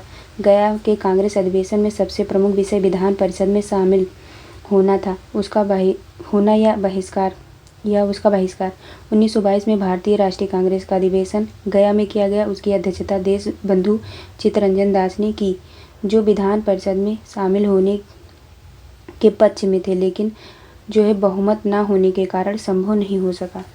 फिर अगला क्वेश्चन है कि निवल मूल्य यानी कि नेटवर्थ का सूत्र कौन सा है। तो ये हो जाएगा सेकंड। निवल मूल्य ये हो जाएगा परिसंपत्तियाँ माइनस देयताएँ। देखो अगर निवल मूल्य उन संपत्तियों का मूल्य है जो एक व्यक्ति या संगठन के पास उन देनदारियों ऋण को घटाकर होता है। निवल मूल्य जो बराबर होता है परिसंपत्तियाँ माइनस देयताएँ। फिर अगला क्वेश्चन है कि निम्नलिखित में से कौन सा जापान का सबसे व्यस्त समुद्र है। तो ये हो जाएगा योकोहामा समुद्र पत्तन जापान का सबसे व्यस्ततम समुद्री पत्तन है। फिर है कि किस द्वीप समूह को सीप द्वीप कहा जाता है। तो ये कहा जाता है फरो द्वीप को। फरो द्वीप एक ग्रीक द्वीप है जिसे सीप द्वीप के नाम से भी जाना जाता है। फिर कह रहा है सूचीबद्ध अम्लों में से सबसे दुर्बल अम्ल कौन सा है। तो यह है एसिटिक अम्ल। एक कमज़ोर अम्ल को एक ऐसे पदार्थ के रूप में परिभाषित किया जाता है जो विलायक में घुलने पर आंशिक रूप से अलग हो जाता है, और एक कमज़ोर अम्ल की शक्ति पृथक्करण स्थिरांक के रूप में निर्धारित की जाती है। एसिडिक अम्ल यानी कि सिरका में पाया जाता है। यह जो होता है एक बहुत ही सामान्य कमज़ोर अम्ल है, क्योंकि यह एक जलीय घोल में बहुत ज़्यादा नहीं घुलता। एसिटिक एसिड का रासायनिक सूत्र होता है CH3COOH। फिर हम अगला देखते हैं बिहार का पहला और इकलौता मीठे पानी में रहने वाला कछुओं के लिए पुनर्वास केंद्र कहाँ बनेगा। तो ये कहाँ बनेगा, भागलपुर में। बिहार का पहला और इकलौता मीठे पानी में रहने वाला कछुआ के लिए पुनर्वास केंद्र भागलपुर यानी कि सुंदरबन में बनाया जाएगा। यहाँ हर समय पानी की व्यवस्था रहेगी और चिकित्सक व कर्मचारी उपलब्ध कराए जाएंगे। सुंदरबन स्थित गरुड़ पुनर्वास केंद्र की तर्ज पर कछुआ पुनर्वास केंद्र बिहार का पहला और इकलौता केंद्र होगा। अगला कह रहा है कि 1856 ईस्वी में अवध का विलय करने के पश्चात नवाब वाजिद अली शाह को गद्दी से हटा दिया गया और क्या हो जाएगा, ये हो जाएगा कलकत्ता में निर्वासित कर दिया गया। 7 फरवरी 1856 को लॉर्ड डलहौजी 1848 से 1856 ईस्वी जो है ईस्वी में लॉर्ड डलहौजी ने कथित आंतरिक कुशासन के कारण अवध के नवाब वाजिद अली शाह को पदच्युत करने का आदेश दिया। यह डलहौजी के व्यापक सिद्धांतों के अनुरूप था, जिसमें कुशासन होने पर भी ब्रिटिश एक राज्य पर अधिकार कर लेते थे। नवाब वाजिद अली शाह को 1856 ईस्वी में कलकत्ता निर्वासित कर दिया गया था, जब उसका राज्य अवध अंग्रेजों द्वारा कब्जा कर लिया गया था। फिर अगला क्वेश्चन है कि नीति आयोग के विषय में निम्नलिखित में से कौन सा एक सही नहीं है। तो ये हो जाएगा दूसरा सही नहीं है और सब सही है। इसका गठन योजना आयोग के स्थान पर किया गया और इसका गठन जनवरी 2015 में किया गया। तो नीति आयोग में किसी पूर्णकालिक अध्यक्ष की व्यवस्था नहीं है, अपितु प्रधानमंत्री को ही नीति आयोग का पदेन अध्यक्ष माना जाता है। फिर अगला क्वेश्चन है कि अर्थव्यवस्था में वह स्थिति जब मुद्रास्फीति और बेरोजगारी दोनों उच्च स्तर पर होती है, ठीक, तो क्या हो जाएगा, मुद्रास्फीति जनित मंदी के रूप में जानी जाती है। देखो मुद्रास्फीति जनित मंदी यानी कि क्या हो जाएगा, स्टैगफ्लेशन एक आर्थिक स्थिति है जब स्थिर आर्थिक विकास, उच्च बेरोजगारी और उच्च मुद्रास्फीति एक साथ मिलती है। मूल रूप से मुद्रास्फीति जो होती है वो लाभ स्थिर विकास गतिरोध के बराबर है। यह शब्द जो है 1973 से 1975 की मंदी के दौरान उभरा था। फिर है भोजन के अवशोषण में दीर्घ रोम की भूमिका है। तो ये हो जाएगा सेकंड, पचे हुए भोजन के अवशोषण हेतु तल क्षेत्र बढ़ा देते हैं। देखो पचे हुए भोजन के अवशोषण में दीर्घ रोम मूलांकुर की भूमिका यह है कि रसांकुर या मूलांकुर जो है के द्वारा ही इनके पोषक तत्व रक्त में जो है जा मिलते हैं। मनुष्य जैसे उच्च स्तरीय जीवों में अवशोषण छोटी आंत में मौजूद दीर्घ रोम के जरिए होता है। फिर है कि दालों एवं अनाजों का बड़े स्तर पर भंडारण शुष्क स्थानों एवं शुष्क बर्तनों में किया जाता है, क्योंकि ये हो जाएगा, ये जो है नमी सूक्ष्मजीवों की वृद्धि में सहायक होते हैं। देखो शुष्क स्थानों एवं शुष्क बर्तनों में दालों एवं अनाजों का भंडारण परंपरागत भारतीय ग्रामों की एक अहम तकनीकी है। मिट्टी के घड़े नुमा बर्तनों में सूखी नीम की पत्तियां डालकर अनाज भंडारण की कला विज्ञान देसी तौर तरीकों में परिगणित है। शुष्कता के चलते जीवाणु की पनपने की संभावना खत्म हो जाती है। फिर अगला है कह रहा बाहर रखे प्याज हल्दी खराब हो जाते हैं, परंतु यदि प्याज को हम सिरके में डुबोकर रखें तो यह खराब नहीं होते हैं, क्योंकि इसका फर्स्ट ऑप्शन सही हो जाएगा। सिरके में जीवाणु जीवित नहीं रह सकते, ठीक, जीवित नहीं रह सकते हैं। देखो सिरके में डुबोकर रखने पर प्याज जल्दी खराब नहीं होते हैं। सिरका किण्वन प्रक्रिया से तैयार किए जाते हैं। एसिटिक अम्ल एवं शर्करा युक्त सिरके जीवाणुरोधी द्रव होते हैं जो स्वादिष्ट व खट्टे प्रकृति के होते हैं और प्याज इनमें जल्दी खराब नहीं होते हैं। फिर अगला क्वेश्चन है झुग्गी झोपड़ियों को पर्यावरणीय अस्वच्छता एवं अस्वास्थ्यकारी मानने का कारण। तो ये क्या हो जाएगा, इसका हो जाएगा झुग्गी झोपड़ियों की दशाएं अनेक सामाजिक आर्थिक एवं स्वास्थ्य संबंधी समस्याओं के कारक हैं। एक झुग्गी झोपड़ियों व मलिन बस्तियों की जो है पर्यावरणीय दशाएं अस्वास्थ्यकर एवं अस्वच्छ होती हैं। ऐसी गंदी बस्ती में सुअर निठल्ले घूमते हैं, कचरा निस्तारण की व्यवस्था नहीं होती, कुपोषण के शिकार बच्चे घूमते रहते हैं, सुरक्षित पेयजल, सम्यक शिक्षा और हवादार रोशनीदार आवाज़ की समस्याएं विकराल होती हैं। फिर अगला है कि अंतरिक्ष यात्री स्थिर होकर कार्य नहीं कर पाते हैं, क्योंकि अंतरिक्ष यात्री पृथ्वी की गुरुत्वाकर्षण शक्ति से मुक्त होते हैं। देखो अंतरिक्ष यात्री की गुरुत्वाकर्षण जो है पृथ्वी की गुरुत्वाकर्षण से मुक्त होते हैं, जिसके कारण स्थिर होकर कार्य नहीं कर पाते हैं। फिर अगला क्वेश्चन है श्याम जब खेतों के पास से गुजरा, वहाँ लोग सूखी पत्तियाँ जला रहे थे, वहाँ से गुजरते हुए उसे तीव्र खांसी आने लगी। तो ये हो जाएगा सेकंड ऑप्शन, पत्तियों के धुएं से दम घोटू श्वास रोधी वातावरण पैदा हो गया था। देखो खेतों में सूखी पत्तियों को जलाने से श्याम को दम घोटू खांसी आने लगी थी। इससे ज़बरदस्त वायु प्रदूषण का खतरा उत्पन्न हो जाता है। परिवेश में ऑक्सीजन की कमी और कार्बन मोनोऑक्साइड की अधिकता हो जाती है। उक्त घटना मीडिया में पराली जलाने के रूप में चर्चित हुई है। फिर अगला है, बसवा के पिता ने प्याज की फसल बोई।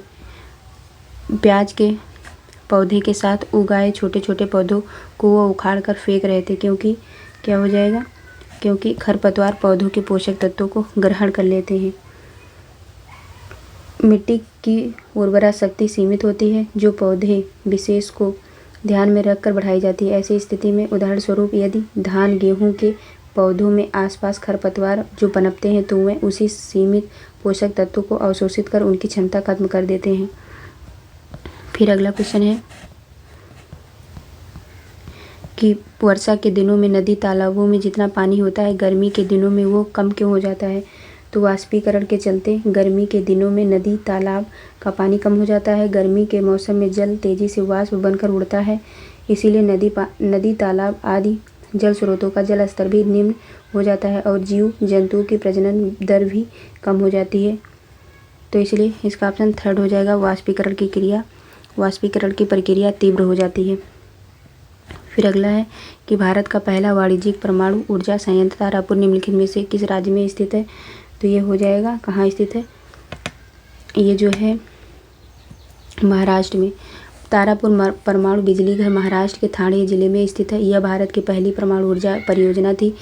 जब इसने 28 अक्टूबर 1969 को परिचालन शुरू किया था। यह बिजली उत्पादन के लिए ब्यार्ड वाटर रिएक्टर डी जो है BWR पर निर्भर करता है।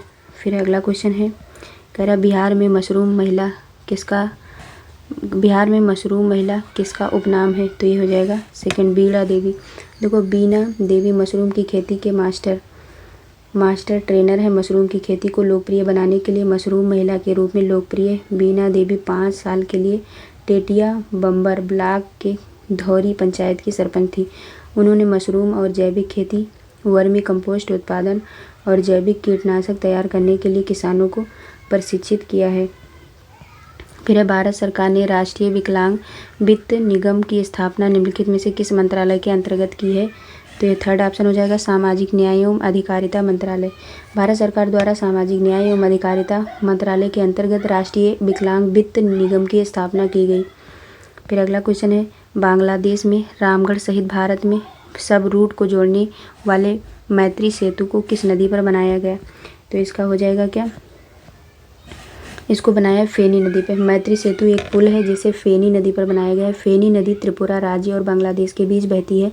दोनों अगर हम देखें तो इन दोनों के बीच बढ़ते द्विपक्षीय संबंधों दोनों देशों के बीच बढ़ते द्विपक्षीय संबंधों और मैत्रीपूर्ण संबंधों के प्रतीक के लिए मैत्री सेतु नाम को चुना गया। इस पुल का निर्माण राष्ट्रीय राजमार्ग और बुनियादी ढांचा विकास निगम लिमिटेड द्वारा किया गया था। इस पुल परियोजना की कुल लागत 133 करोड़ रुपए है। यह 1.9 किलोमीटर लंबा पुल है जो भारत में सबरूम को बांग्लादेश के रामगढ़ से जोड़ता है। इस पुल के उद्घाटन में देशों के बीच व्यापार और लोगों की आवाजाही के लिए एक नया अध्याय स्थापित होगा। फिर अगला है कि बिहार सरकार द्वारा ठनका की पूर्व चेतावनी देने के लिए आपदा प्रबंधन विभाग द्वारा कौन से ऐप को शुरू किया गया? तो ये हो जाएगा कौन सा, ये हो जाएगा इंद्रवज्र। देखो, तेज बारिश व खराब मौसम के कारण वज्रपात का खतरा बढ़ जाता है। आपदा प्रबंधन विभाग बिहार सरकार ने वज्रपात की पूर्व जानकारी देने के लिए इंद्रवज्र ऐप लॉन्च किया। विभाग ने लोगों से अपील भी किया है कि बिना जरूरी काम के घर से बाहर न निकलें। अगला क्वेश्चन है, भारत अंतर्राष्ट्रीय मुद्रा कोष का सदस्य कब बना? तो ये बना था 1945 में। भारत 1945 में अंतर्राष्ट्रीय मुद्रा कोष का सदस्य बना। अर्थात क्या है, भारत जो है IMF का एक संस्थापक सदस्य राष्ट्र है। फिर है, वास्तविक आय में परिवर्तन के परिणाम स्वरूप उपभोक्ता की क्रय शक्ति में परिवर्तन के कारण किसी वस्तु या सेवा की मांग में परिवर्तन को क्या कहते हैं? तो परिवर्तन को जो है आय प्रभाव कहा जाता है। देखो, आय प्रभाव से तात्पर्य किसी उपभोक्ता की आय में परिवर्तन के परिणाम स्वरूप वस्तु की मांग में परिवर्तन है। इसका अर्थ है कि आमतौर पर वो उपभोक्ता अधिक खर्च करेगा यदि वो आय में वृद्धि करता है। अगर उपभोक्ता की आय गिरती है तो वे कम खर्च कर सकते हैं। फिर है निम्नलिखित में से किस संगठन संस्था ने भारत के आर्थिक विकास पथ को रोजगार विहीन, जड़ विहीन, निष्ठुर, आवाज विहीन तथा भविष्य रहित कहा है? तो इसमें कौन सा हो जाएगा? एक सेकेंड, ये हो जाएगा UNDP। देखो UNDP द्वारा भारतीय अर्थव्यवस्था की आलोचना करते हुए इसे जो है रोजगार विहीन, जड़ विहीन, निष्ठुर, आवाज विहीन तथा भविष्य रहित कहा गया है। फिर है कि नेग्रोइड जनित निम्नलिखित में से किस महाद्वीप की मूल निवासी है? तो ये हो जाएगा अफ्रीका।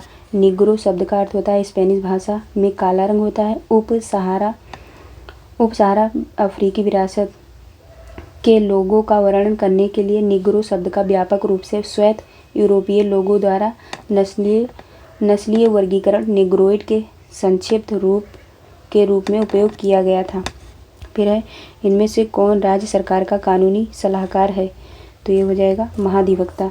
राज्य सरकार की कानूनी सलाहकार महाधिवक्ता होता है। भारतीय संविधान के अनुच्छेद 165 के तहत इसकी नियुक्ति राज्यपाल करता है तथा वह राज्यपाल के प्रसाद पर्यंत पद पर बना रहता है। फिर है राज्य विधानसभाओं में आंग्ल भारतीय समुदाय के लिए प्रतिनिधित्व का प्रावधान भारत के संविधान के किस अनुच्छेद द्वारा किया गया है? तो एक हो जाएगा,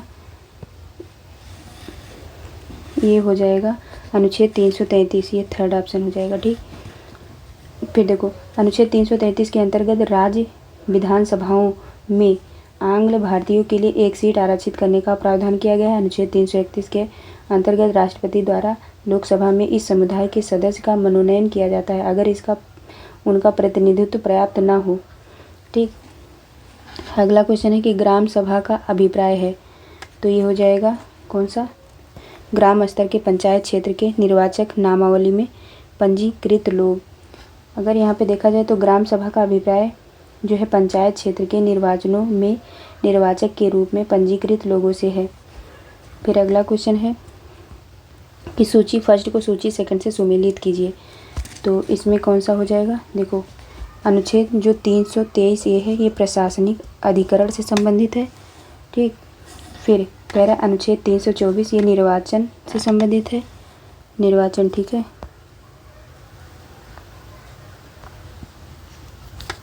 देखो बी वाला 324 ये क्या हो जाएगा?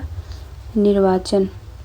और जो अनुच्छेद 330 है ये लोकसभा के लिए अनुच्छेद जा व अनुच्छेद जा के सदस्यों के लिए आरक्षण 330। ठीक है,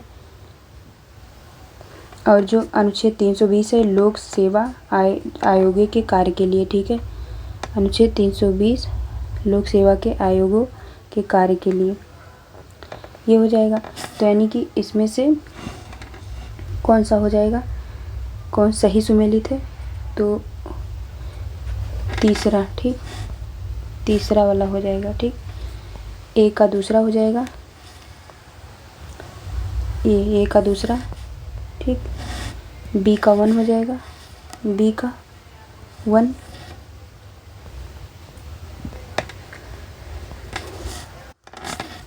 बी का 1 हो जाएगा, सी का 4 हो जाएगा। 330 जो होता है वो लोकसभा। ठीक, और फिर इसमें डी का 3 हो जाएगा। ठीक, डी का ये 3 हो जाएगा।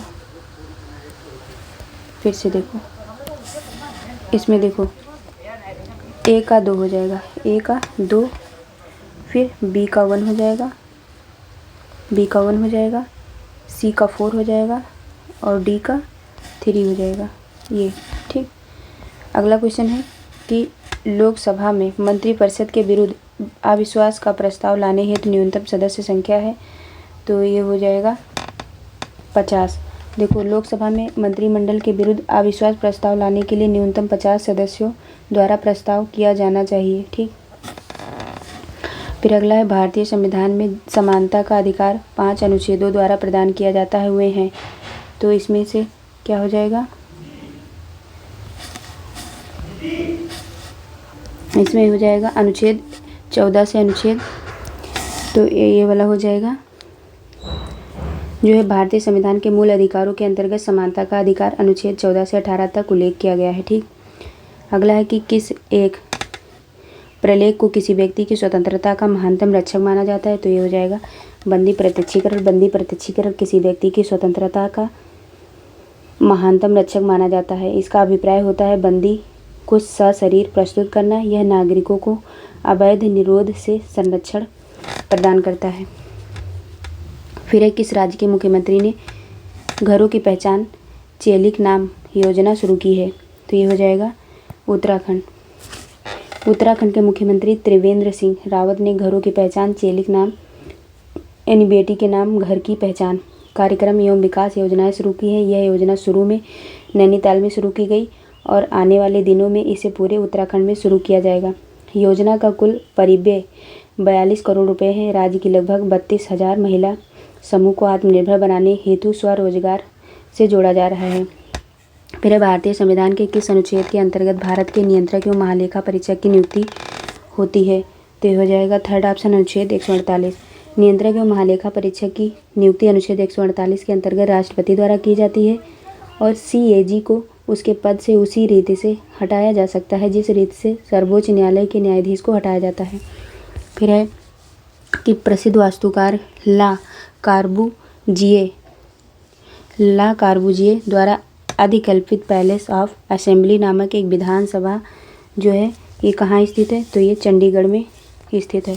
पैलेस ऑफ असेंबली चंडीगढ़ में स्थित एक विधानसभा भवन है। इसे आधुनिकतावादी वास्तुकार जो है ला कार्बुजिए ने डिजाइन किया था। यह कैपिटल कॉम्प्लेक्स का भाग है जिसमें विधानसभा, सचिवालय और उच्च न्यायालय शामिल है। फिर है एक गिलास में गंधला पानी लीजिए, उसे थोड़ी देर स्थिर रहने दें। कुछ समय बाद गाद के तली में जमा हो जाने पर सावधानी से दूसरे बर्तन में डालें। यह प्रक्रिया कहलाती है, तो ये क्या कहलाती है, ये कहलाती है निथारना।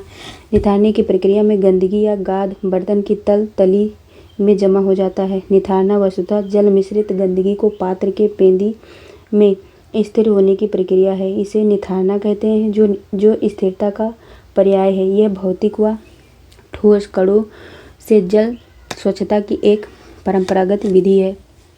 फिर अगला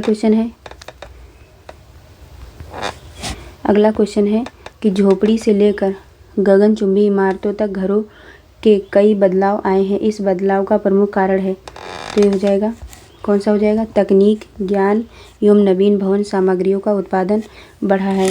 विज्ञान एवं तकनीक ज्ञान के कारण घरों इमारतों में नवाचारी प्रयोग से ग्रामीण झोपड़ी से लेकर अपार्टमेंट कल्चर में काफ़ी परिवर्तन हुआ है। जो फूस के घास, मिट्टी एवं बांस बल्ली के घर, फिर कच्ची पक्की ईंटों के घर और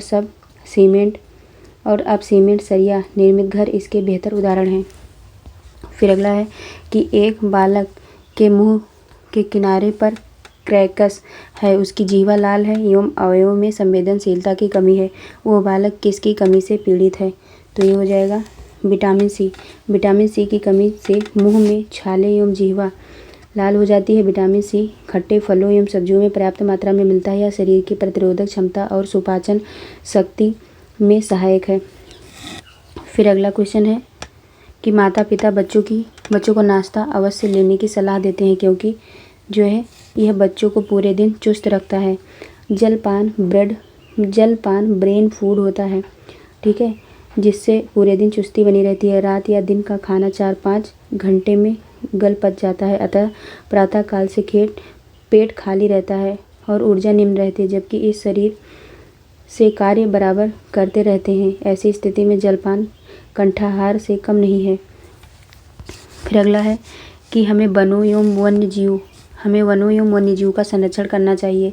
क्यों? क्योंकि पर्यावरणीय संतुलन को बनाए रखने के लिए पर्यावरण संतुलन हेतु वन एवं वन्य जीवों का संरक्षण जरूरी है। हमारा पर्यावरण जैव यानी कि जीव जंतु पशु पक्षी मनुष्य जैव घटक और अजैव घटक पर्वत पठार गैस आदि से बना है। उक्त घटक परस्पर निर्भर हैं। इनमें मानवीय कारणों से छेड़छाड़ जनित असंतुलन जलवायु परिवर्तन का नकारात्मक कारण बनता है। फिर अगला क्वेश्चन है कि वर्मी कंपोस्टिंग करते समय नीतू को जैसे ही मिट्टी में पोला पदार्थ जो है दिखाई दिया वो खुशी से उछलने लगी, क्योंकि जो है वर्मी कंपोस्ट तैयार हो गई थी इसलिए। ठीक, वर्मी कंपोस्ट बनाते समय मिट्टी का पोला ही कंपोस्ट की पहचान है। फिर अगला क्वेश्चन है 120 और लास्ट, कह रहा है हमें पक्षियों के घोंसले कुछ समय के लिए ही क्यों दिखाई देते हैं। तो ये हो जाएगा क्योंकि पक्षी केवल प्रजनन के लिए घोंसला बनाते हैं। पक्षियों के घोंसले, आज तक तो मुझे पता ही नहीं था, हमें लगा बारिश के लिए। देखो, पक्षियों के घोंसले मात्र प्रजनन हेतु बनते हैं, ना कि उसमें आवास हेतु। ये पक्षियों की जो है स्वभावगत विशेषता है, क्योंकि ये चंचल स्वभाव की होती हैं। अंडे देने और बच्चों को सेने मतलब देखभाल करने के लिए उन्हें घोंसला चाहिए। कोयल तो अपने अंडे भी कौवे के घोंसले में ही देती है। तो ये था पूरा। और अगर आपको वीडियो अच्छा लगे तो इसको सब्सक्राइब करने का कष्ट करें। अभी थोड़ा मतलब 1000 सब्सक्राइबर कंप्लीट करवा दीजिए, फिर चाहे ना करिएगा। तो आज के लिए इतना ही। जय हिंद, जय भारत। और ये पूरा कंप्लीट सोल्यूशन है और विथ एक्सप्लेनेशन, इससे ज़्यादा कुछ पढ़ना भी नहीं है। तो जय हिंद, जय भारत।